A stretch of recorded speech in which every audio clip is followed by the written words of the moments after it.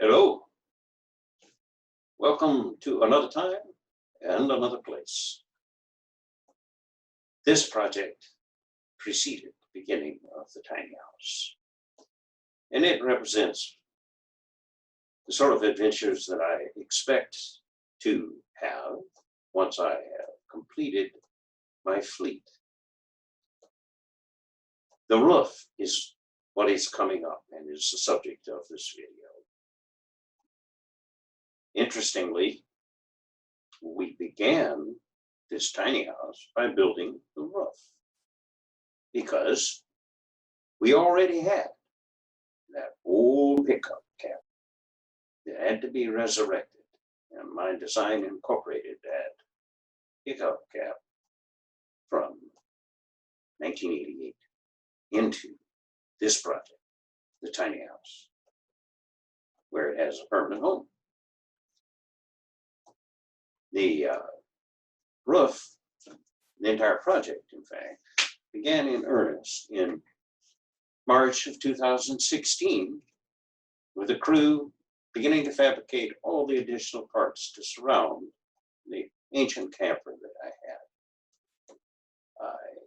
So that is the backstory that's included in this video. Let the story begin. This is Jen Carlson, who was a student who wanted to do more, much more. She became a solid ally in a long run of meetup events with inexperienced volunteers during the community phase of the build.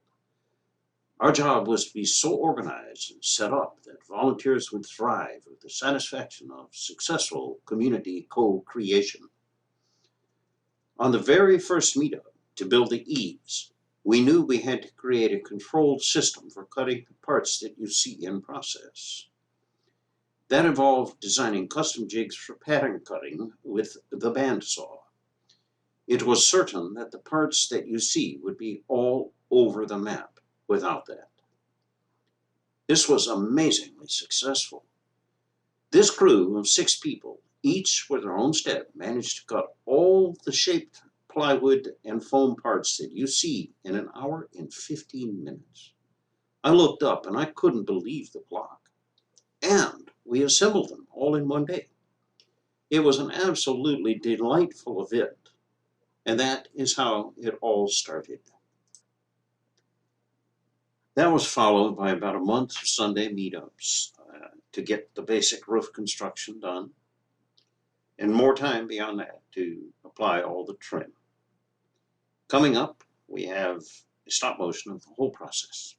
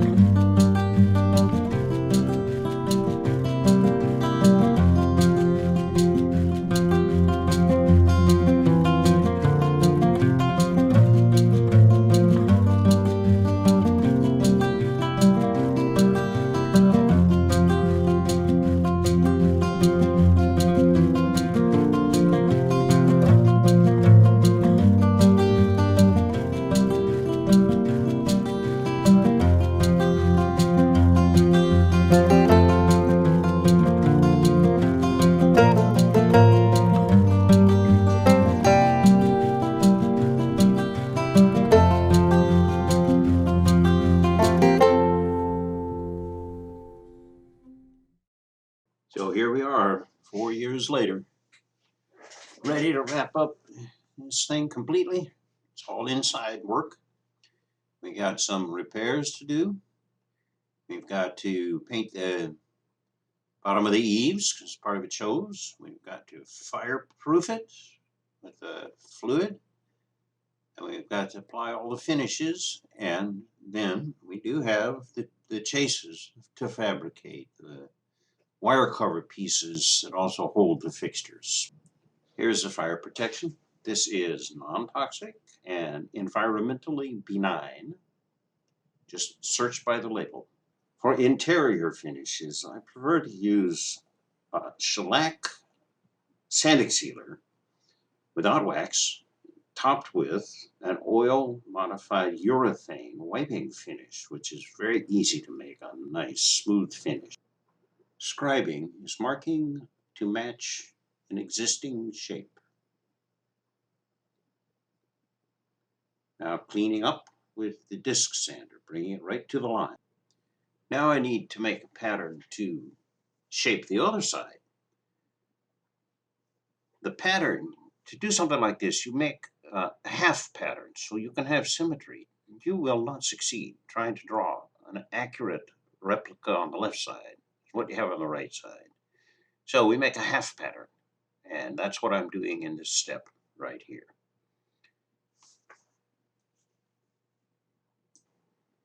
It's hard to make an accurate cut with a bandsaw, so we cut a little bit away from the line, and then we take it, in this case, to the oscillating spindle sander, where I can easily work my way right to the line.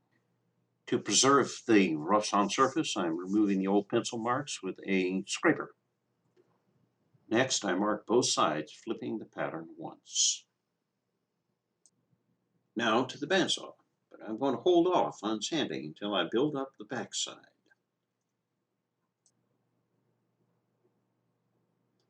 I will be using the almost finished face to mark out and cut various pieces to build up the backside and create the hollow for the wires.